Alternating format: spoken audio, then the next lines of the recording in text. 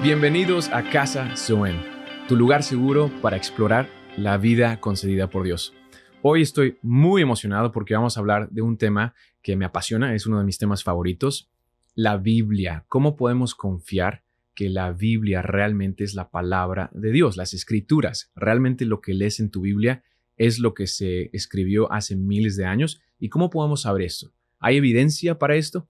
Y bueno, para este tema estaba pensando con quién conversar de este tema tan importante.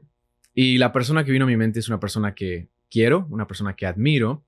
Y es una de las personas que yo vi desde pequeño predicar, compartir y hablar de la palabra, cómo es relevante, cómo realmente transforma y tiene poder para cambiar vidas.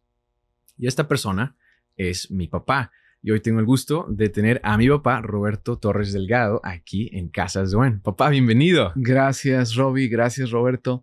Es un gozo y un privilegio poder tener este tiempo juntos y comentar de un tema que para los dos es apasionante y es uno de nuestros temas favoritos.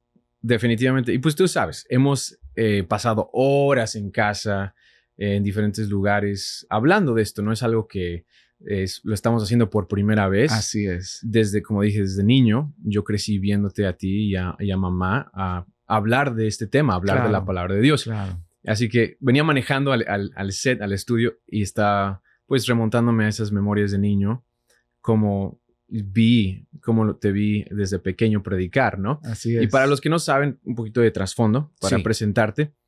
Tú eres arquitecto de profesión. Así es. ¿Verdad? Tú naciste en México, te criaste en México y después de unos años de ser arquitecto de profesión, sentiste el llamado de Dios para dedicarte de tiempo completo a lo que le llamamos el ministerio, ser pastor, ser ministro. Es correcto, así es. Y llevas más de 40 años predicando, hablando de la palabra de Dios y tienes casi 45 años de seguir a Jesús. 45 años de conocer a Jesús. Sí.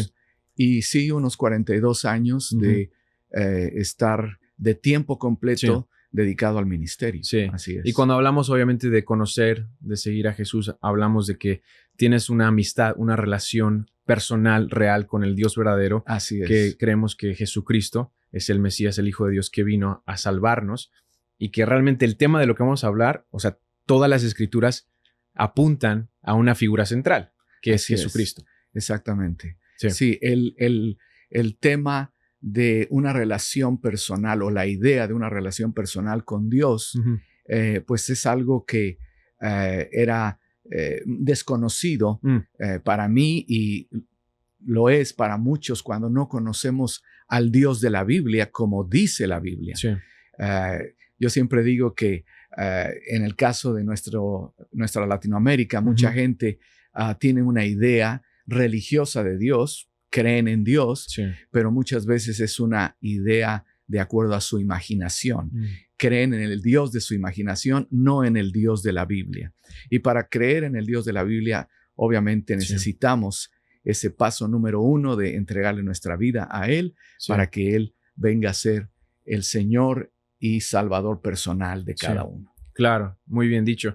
Y obviamente cuando hablamos de la Biblia, de conocer a Dios, va a haber algunos escépticos, ¿se dice así? Sí. Va a haber gente que va a querer atacar o preguntar y decir, realmente lo que tienes ahí en tus manos no es lo que se escribió originalmente. Y quieren, obviamente, debilitar la fe, la certeza que tenemos de que es la palabra de Dios. Entonces, para hablar de este tema es muy vasto y podemos pasar horas. Así que lo vamos a dividir yo creo que en 2 partes. Así que tomen apuntes porque esto se va a poner muy bueno. Él es uno de los mejores maestros de la Biblia. Así que no pressure, no hay presión. Pero realmente Dios te ha dado un don para comunicar y enseñar. Gracias. Y creo que parte de ese don, Dios me lo pasó a mí. Absolutamente. Y es un gozo. Entonces, un don hereditario. Un don heredado. Sí, la bendición generacional. Así es.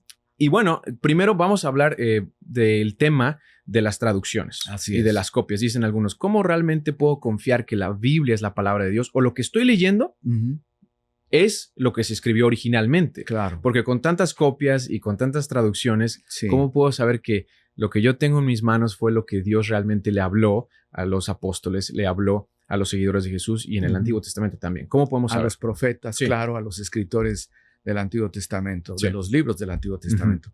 Bueno, la Biblia es un compendio de varios libros. Nosotros ahora sabemos que son 66 libros que componen las Sagradas Escrituras, la Biblia. Son 39 libros del Antiguo Testamento y 27 del Nuevo Testamento. Okay. En realidad, la Biblia es una enciclopedia, es un compendio de todos estos libros. Pero la Biblia, históricamente y textualmente, es un libro único y singular en comparación con cualquier otro libro de la antigüedad, cualquier otra obra literaria de la antigüedad. ¿Por qué?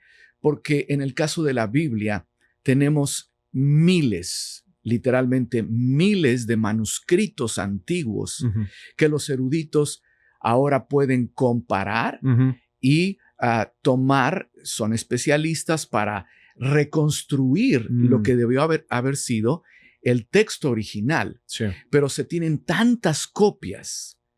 Por ejemplo, del Nuevo Testamento, se hablan de unas 5,800 o casi 6,000 copias en el griego original del Nuevo Testamento, sin contar las miles de copias que hay en latín también y en otros idiomas. Estamos hablando de probablemente entre 20 y 25,000 copias, manuscritos, ya sea papiros o pergaminos antiguos, que a través de los siglos, a través de la historia, se escribieron copias de los originales, con los cuales contamos o cuentan estos eruditos para poder otra vez comparar estos documentos y poder reconstruir el manuscrito original o lo que debió haber sido en cada libro, lo que debió haber sido la obra original. Entonces, eso nos da mucha confiabilidad de que con todas estas copias podemos llegar a tener ahora en nuestros respectivos idiomas, ¿verdad? Porque la Biblia es el bestseller de bestsellers, ¿verdad? Es el libro más impreso, más promovido y más traducido que cualquier otra obra literaria universal, de la literatura universal.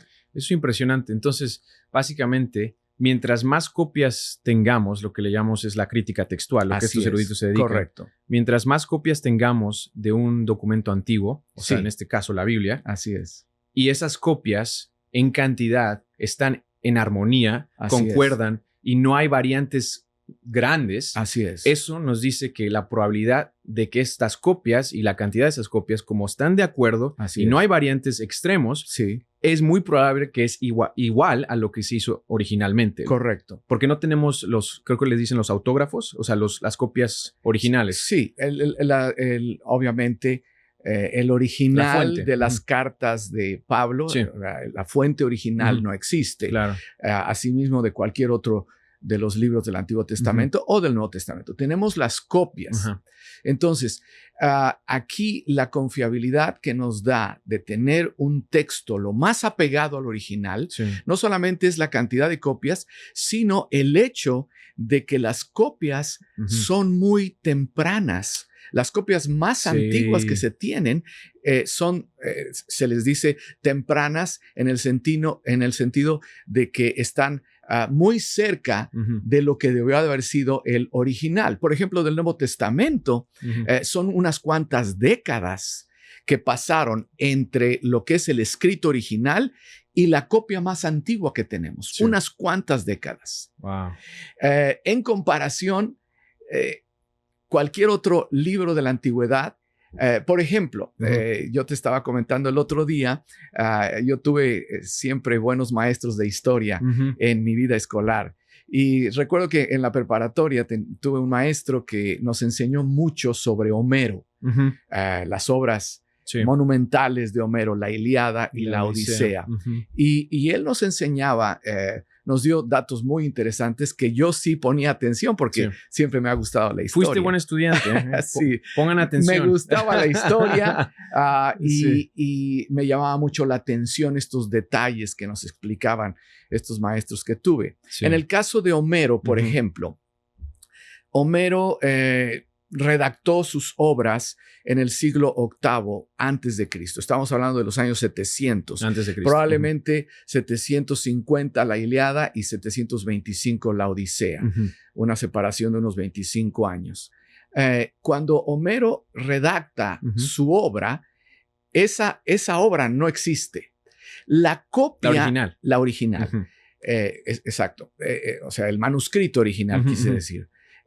No existe. La copia más antigua que se tiene data del siglo III antes de Cristo, del siglo III antes de Cristo. Entonces ya pasaron por lo menos unos 500. 4 siglos, ¿verdad? De distancia. Y no es una copia completa, son unos fragmentos que se encontraron en Egipto, ¿verdad? Que datan del siglo III antes de Cristo. Pero realmente nosotros hoy sabemos que Homero escribió la Ilíada y la Odisea porque por primera vez en el siglo X después de Cristo se compila ya el manuscrito completo. Es un códice, un códex, ¿verdad? Un códice que se llama el Códice Venetus, que se compila en Europa. Y hasta el siglo X se publica esa obra por primera vez completa, la Ilíada.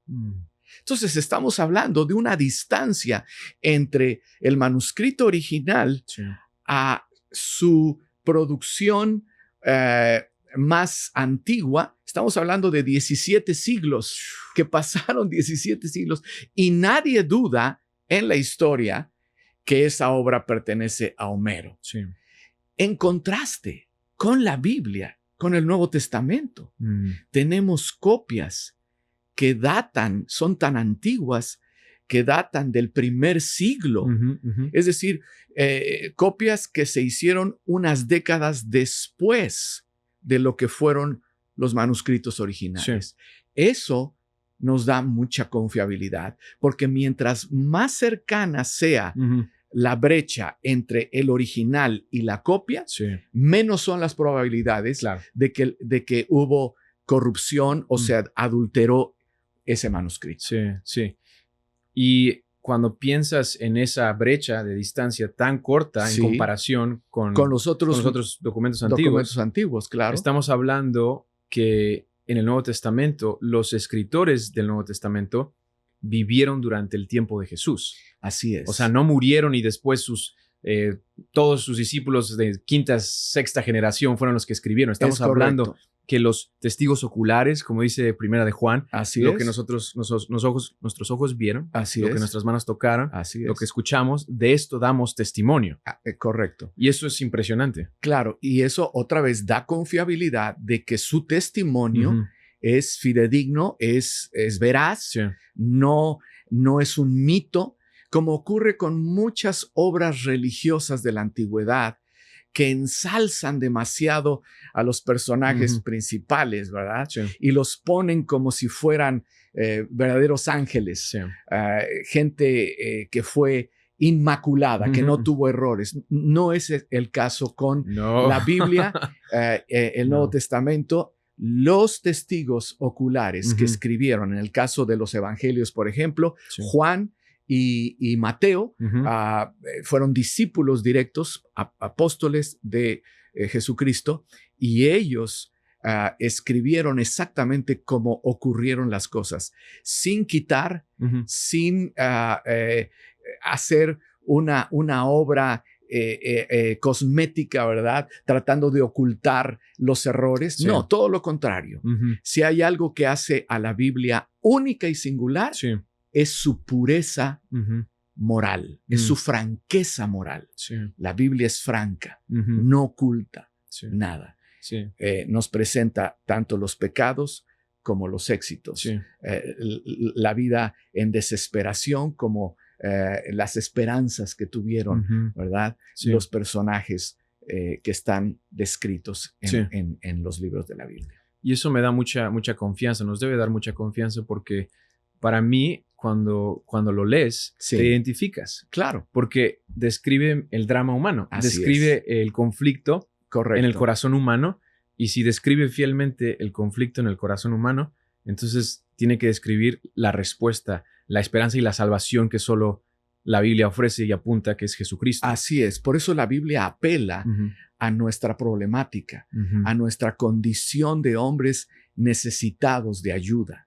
Y si vemos que estas personas se nos presentan tal como fueron, con todos sus errores y con todas sus virtudes, y cómo Dios los pudo usar y pudo transformar sus situaciones caóticas, lo mismo puede hacer con nosotros. Wow, sí, eso me da esperanza y nos debe dar esperanza a todos de que Dios puede tomar. Así como Pedro, un ejemplo es, probablemente la audiencia, los que nos están viendo y escuchando, conocen como Pedro negó a Cristo. Y la Biblia lo pone en detalle. Así es. Su fracaso, cómo traicionó, negó a Cristo. Así es. Y como decir, si se puede decir en México, la regó. O sea, claro. Es fuerte. O sea, fuerte. Así es. Y Dios, Jesucristo, lo perdona después de la resurrección. La Biblia pudo haber dejado ese dato fuera, pero no, lo puso. Claro. Y eso es bello y único, como dices. Ahora, quiero que nos hables porque hablamos de los testigos oculares. Sí. Y sabemos que en una corte, sí. El testimonio de una persona, de un testigo que estuvo presente, es sumamente importante. Correcto. Pero hay una parte complicada con eso. Sí. Porque sabemos que hubo personas que vivieron durante el tiempo de Jesús, sí. que lo vieron, así como lo dice Juan, Primera de Juan. Lucas también hizo su investigación de los eventos como un historiador. Pero al leer los evangelios, algunos críticos dicen, no, hay diferencias, hay inconsistencias. Así es. Y como están estas inconsistencias o diferencias, está mal, fue inventado. Claro. ¿Qué le decimos a esos críticos? Sí, eso es una situación muy común con la que nos enfrentamos. Les llamamos, estos son los detractores de la Biblia. O gente agnóstica o atea que siempre va a atacar la confiabilidad de la Biblia, la historicidad de la Biblia. Y de acuerdo a eso, nosotros tenemos que entender que la Biblia se escribió de acuerdo a parámetros de la antigüedad. Por ejemplo, la Biblia, en el caso de los evangelios, nos narra de manera temática, no siempre de manera cronológica. Entonces, la Biblia a veces, uno de los libros, uno de los evangelios enfatiza algo que el otro evangelio no enfatiza. Sí. Pero eso no quiere decir que haya error. Simplemente, como dicen los eruditos, hay diferencia de perspectiva. Es decir, si por poner un ejemplo, hay dos evangelios que comentan en la resurrección que hubo un ángel que se apareció a las mujeres. Y tengo entendido, si mal no recuerdo, que es el evangelio de Lucas, que menciona dos ángeles. Entonces, algunos toman eso como, ahí hay una inconsistencia, ¿verdad? O hay un error. ¿Por qué esas diferencias? No, lo que estamos viendo es una diferencia en la narrativa de perspectiva. Marcos y Mateo enfatizan que fue un ángel el que se apareció a las mujeres. Lucas, en su narrativa, está mencionando dos ángeles que estuvieron ahí presentes en el día de la resurrección. ¿Cuál es la diferencia? Perspectiva. Ahora, como yo he leído, me encanta la apologética, que por cierto, cuando hablamos de la defensa de la fe, la defensa en cuanto a la credibilidad de la Biblia, esa ciencia, esa rama de la teología le llamamos ahora apologética, que quiere decir defensa. Se basa en un término ahí en Primera de Pedro 3:15, que nos dice el apóstol Pedro que debemos de estar preparados para presentar defensa con mansedumbre y reverencia ante todo el que nos demande razón de la esperanza que hay en nosotros. Entonces, en esta labor de conocer un poquito más de la apologética. Por ejemplo, hay un autor que se llama Lee Strobel. Él escribió una obra que se llama El caso de Cristo. Y él lo pone de una manera tan clara. Si en una corte de justicia se pide el testimonio, vamos a decir, de 5 testigos, Sí. y el juez y el jurado escuchan exactamente palabra por palabra a los 5 testigos decir el mismo testimonio, ¿qué va a decir el juez? Se pusieron se de acuerdo. pusieron de acuerdo. Sí. Aquí están coludidos ellos para poder hacer valer su testimonio, Sí. y le salió igualito. Eso no ocurre en una corte. No. Y eso es lo que pasa cuando leemos el testimonio un poquito distinto, en perspectiva, de los autores, por ejemplo, de los evangelios. No es que hay error, hay una diferencia en perspectiva, y esas diferencias, fuera de demeritar el valor y la autenticidad del documento, todo lo contrario, lo hacen más válido, lo hacen más veraz, lo hacen más creíble, porque aquí vemos que simplemente ellos están dando énfasis a una cosa que el otro omitió. Así ocurre cada vez que pedimos que alguien dé testimonio. No va a salir igualito. Claro, claro. No, le añade, está perfecto eso, y me gusta que mencionaste a Lee Strobel. Y lo hacemos en nuestro día a día, o sea, como humanos. Así es. Por ejemplo, te cuento, el otro día le estaba contando a alguien acerca de, tuve una junta, un encuentro con 2 personas. Sí. Y estas 2 personas las conocí por primera vez. Sí. Y cuando le estaba contando a mi esposa de este encuentro que tuve, le mencioné solo a una persona, porque una persona oró por mí específicamente. Sí. Entonces, si alguien te dice de ese encuentro del cual yo fui partícipe, había más de 2 personas, pero solo mencioné a una. Claro. ¿Por qué? Porque esa persona fue la que le estoy dando énfasis, porque fue la que tiene significado porque oró por mí, algo específico. Correcto. Y no es que esté tratando de mentir, o no es que no estoy diciendo que esas personas no estaban presentes, simplemente le estoy dando, como dices, la perspectiva y el énfasis para la historia que yo estoy resaltando. Correcto. Que fue eso. Entonces, con el caso del ángel, es muy probable que el que mencionó que hubo un ángel, fue el ángel que habló. Así es. Y el otro no. El otro se quedó sin hablar. Es muy probable, ¿no? Otro ejemplo que me viene a la memoria ahora, 2 de los evangelios mencionan cuando Jesús llega cerca de Jericó y él sana a un ciego de nacimiento. ¿verdad? Y este ciego le dice, hijo de David, ten misericordia de mí. Marcos lo cita como Bartimeo, ¿verdad? El hijo de Timeo. Pero Mateo, si mal no recuerdo, menciona a 2 ciegos. Pero Marcos y Lucas están diciendo que fue un ciego al que sanó Jesús a las afueras de Jericó, cuando él estaba por entrar a esa ciudad. ¿Quién tiene la razón? Ambos están en lo correcto. Simplemente que en este caso Marcos y Lucas están enfatizando a ese ciego que probablemente fue el que más vociferó, el que más habló para que Jesús lo sanara. Pero es probable que también estuvo el otro, muy seguramente, tal como lo dice Mateo. Claro. Entonces, lo que acabas de decir es el énfasis que uno de los escritores da y que probablemente el otro no lo da. Sí.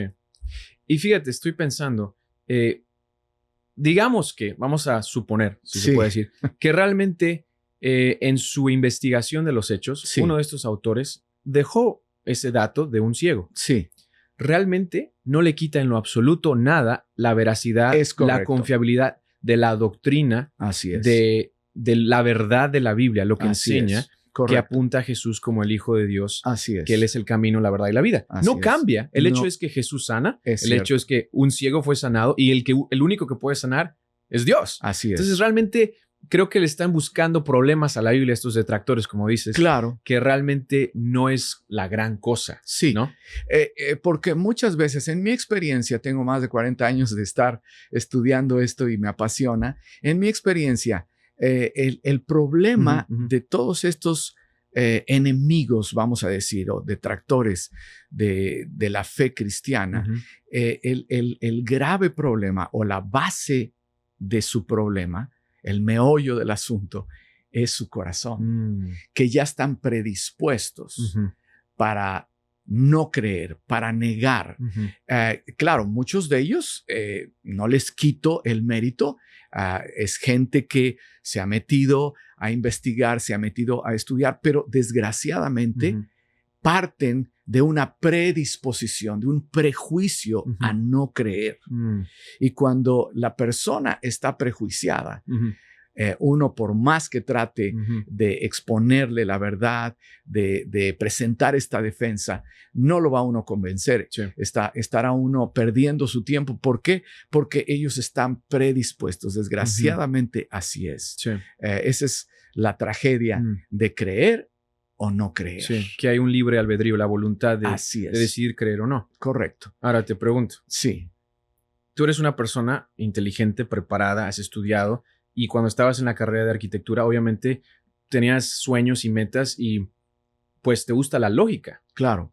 ¿Qué fue lo que a ti te hizo creer? ¿Qué hizo que tu corazón volteara de soy escéptico, tengo mis preguntas, pero algo sucedió que Sí. creíste? ¿Cómo reconciliaste eso? Bueno, en mi caso, sí, yo necesitaba pruebas. Y lo que acabas de decir es muy interesante porque me hace recordar lo que sucedió conmigo. Ujú. Como yo necesitaba comprobarlo, eh, en mi caso yo estaba viviendo una crisis. Mm. Y obviamente cuando Dios me habló a través de un mensaje muy sencillo, hace años estaba yo en un contexto universitario, era un estudio bíblico en el campus de una universidad Ujú. aquí en los Estados Unidos. ¿Cómo llegaste a ese estudio bíblico? Bueno, yo tuve unos amigos Ujú. en la universidad. En ese tiempo yo quería terminar mi carrera aquí en los Estados Unidos. Ya llevaba 2 años de estudiar en México y tuve la oportunidad de venir a los Estados Unidos y finalmente ya me matriculé para Ujú.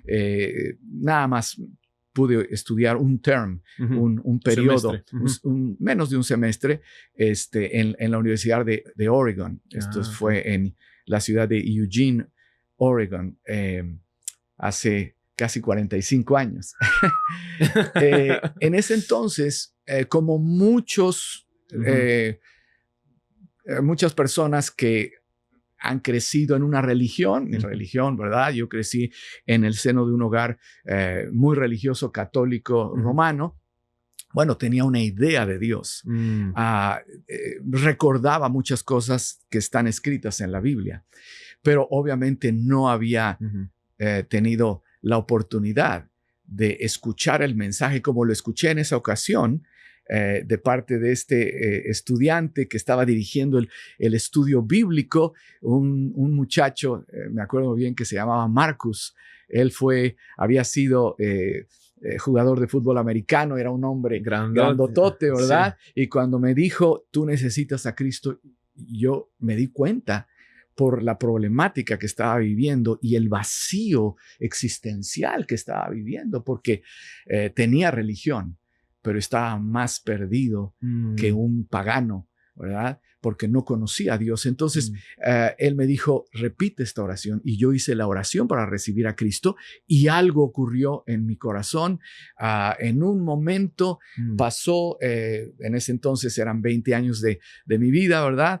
Así rápidamente, y me di cuenta que Dios es real y que Jesucristo realmente, en ese momento me di cuenta, había muerto en esa cruz por mí. Wow. Personalmente. Wow. Después de esa experiencia, inmediatamente me regalaron una Biblia en inglés, en la versión King James antigua. Sí. Me costó mucho trabajo entenderla, ¿verdad? Porque era el inglés antiguo, sí. Pero yo empecé a leer la Biblia. Yo recuerdo que quería yo la comprobación, ¿verdad? Porque lógicamente yo ya había tenido la experiencia espiritual, pero quería yo la comprobación. Sí. Vamos a decir, académica, literaria, si realmente todo eso era así como ahora yo lo estaba entendiendo. Entonces, ese empezar a estudiar, empezar a leer la Biblia de una manera con un apetito voraz. Sí. Yo recuerdo que me sentaba y pasaba horas leyendo la Biblia. Yo recuerdo que en una ocasión leí en una sentada los 40 capítulos del libro de Éxodo. Wow. Así. Eso es bastante. No me detuve, no recuerdo cuántas horas estuve ahí, pero porque yo tenía un interés tan grande de conocer Sí. lo que está escrito Sí. y de tener certeza de que todo lo que la Biblia dice es cierto, Sí. es la verdad. Ahora, eso que estás describiendo, ese apetito, gracias por compartirme. Lo he escuchado, Sí. obviamente, en el pasado, desde pequeño. Sí. Pero, no sé, escucharte contarlo otra vez como lo estás contando Sí. es increíble y a la misma vez, pues, me emociona en mi espíritu porque sé el poder que existe. Ahora, yo lo he vivido. Sí. Lo ves en tu hijo y lo vas a ver en tus nietos. Así es. Y eso es algo que es inigual. Sí, es inigual. Es inigual con la palabra de Dios. Correcto. Porque estábamos hablando de este tema, Sí. de cómo la Biblia habla que la palabra de Dios es inspirada por Dios, Sí. que es literalmente el soplo de Dios, ¿no? Correcto. En el griego. Así es. Háblanos un poquito de eso, porque concuerda con lo que estás diciendo. Sí. Lo que tú experimentaste, Sí. que tal vez no lo podías poner en palabras, pero sentiste que algo sobrenatural Sí. entró en ti. Así es. Háblanos eso de lo que la teología explica, que es la razón, la inspiración de la palabra de Dios. Así es. Muy buena pregunta, Roberto, porque realmente la Biblia tiene autoridad, es confiable históricamente, textualmente, por todo lo que hemos platicado. Sí. Y si la gente se queda con eso, la Biblia puede responder por sí misma en cuanto a estas bases. Su certeza histórica no contiene mitos, no contiene leyendas. Su narrativa histórica es fidedigna, es confiable. Y todo lo que hemos hablado de su transmisión textual avala el hecho de que podamos confiar en ella. Pero para mí lo más importante en cuanto a la autoridad que tiene la Biblia es su poder espiritual, porque la Biblia da testimonio en sí misma. Sí. Su testimonio interno es su inspiración divina. Dice el Nuevo Testamento, 2 de Timoteo 3:16. Pablo le dice a Timoteo que toda la escritura es inspirada por Dios, y esa palabra inspirada es el término theopneustos. Theos, Dios, pneustos, neuma, aliento o espíritu. Wow. ¿Qué quiere decir eso? Toda la escritura es inspirada, soplada o alentada por Dios. Y entonces dice, y por eso es útil para corregir, para instruir, para redarguir en justicia, a fin de que el hombre de Dios sea perfecto, enteramente preparado para toda buena obra. El valor que tiene la Biblia, la autoridad de transformar vidas a nivel espiritual, se debe a que fue alentada por Dios. Dios mismo la sopló. Sí. Pero dicen también los teólogos, los eruditos, que la inspiración de la Biblia es una inspiración plenaria. ¿Qué quiere decir eso? Que no solamente las palabras fueron inspiradas, sino los escritores, profetas o apóstoles, los escritores fueron también inspirados. Sí. Segunda de Pedro 1:21 dice que los santos hombres de Dios hablaron siendo inspirados. Pero ahí esa palabra inspirados no es theopneustos, es feromenoi. Y feromenoi quiere decir movidos o impulsados, como con un resorte. Los aventó, los impulsó a escribir con palabras escogidas por Dios lo que Dios quiso transmitir de su mismo corazón a nosotros, los seres humanos. Entonces, eso se le llama inspiración plenaria. Las palabras fueron inspiradas y los escritores fueron inspirados, impulsados, movidos para que pudieran escribir sin error. Pudieran escribir exactamente lo que Dios quería que ellos escribieran. Y lo interesante es esto, que Dios no borró el estilo de cada escritor, porque la redención yo siempre lo digo, es la perfecta mancuerna, la sociedad entre lo divino y lo humano. Y Dios utilizó a hombres falibles, imperfectos, sin quitarles sus características de personalidad. Sí. Algunos escritores fueron eruditos, fueron de la realeza, como Isaías, pero otros fueron como Pedro, como Juan, pescadores, con un grado de escolaridad muy bajo, unos con una personalidad muy extrovertida, otros más introvertida. Y Dios respetó eso, y eso lo podemos distinguir en los libros de la Biblia. Wow. Eso es maravilloso. Es maravilloso. Dios respeta nuestra colaboración como hombres, pero se encargó de que estos escritores lo que iban a plasmar, ¿verdad?, en esos escritos fuese exactamente lo que Dios quiso transmitir de su mismo corazón a los hombres. Por eso la Biblia no contiene errores. Podemos estar seguros de que un Dios perfecto, que no tiene error, pudo inspirar y de esa manera asegurarse de que los escritos no contuvieran ningún elemento falso, sino que fueran de acuerdo a su personalidad sin error, perfecta. Y por eso podemos confiar en el corazón y en el carácter de Dios. Correcto. Porque ¿cómo uno descubre el corazón y el carácter de Dios? Bueno, es estudiando, pasando tiempo, como tú lo explicaste también, devorando las escrituras. Y como dice David, el salmista, tu palabra es verdad. Así es. Tu palabra es verdadera. Ahora, vamos a hacer una pausa aquí, porque yo sé que ya están bien metidos todos, pero vamos a hacer esto en 2 partes.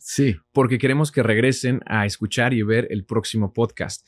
Porque hay más pruebas, hay más evidencias de la confiabilidad de la Biblia. Así es. Y yo quiero que platiquemos, conversemos acerca de el aspecto sobrenatural, el aspecto arqueológico, el aspecto científico. Correcto. Y entonces vamos a meternos de lleno en ese tema. Muy bien. Pero creo que ahorita ya nos pusiste muy bien un fundamento para realmente entender y estar asombrados de que la Biblia es un libro sin igual. Así es. Y realmente si no has estudiado la Biblia y no has realmente indagado y has tenido preguntas y has tenido esa inquietud, como lo mencionó mi papá, una inquietud por conocer realmente, no acerca de Dios, sino conocerlo personalmente, nuestro corazón y mi oración, mi corazón para ti aquí en Casa Zoen, es que tú puedas conocer a este Jesús verdadero del que estamos hablando y que lo que está escrito en los evangelios, lo que está escrito en la palabra de Dios realmente puede transformar tu vida. Y como decimos aquí en Casa Zoen, es la vida de Dios, la vida Zoen, la vida que solo Dios puede respirar, puede alentar para que tú puedas caminar una vida con propósito, una vida llena del gozo de la vida de Dios. Así que los invito al próximo episodio aquí que vamos a estar hablando de la confiabilidad de la Biblia en base a la arqueología, en base a la ciencia y algunos otros temas que vamos a tocar. Así que si les gustó este podcast, por favor, denle like, síganos en YouTube, síganos en Apple Podcasts, en Spotify.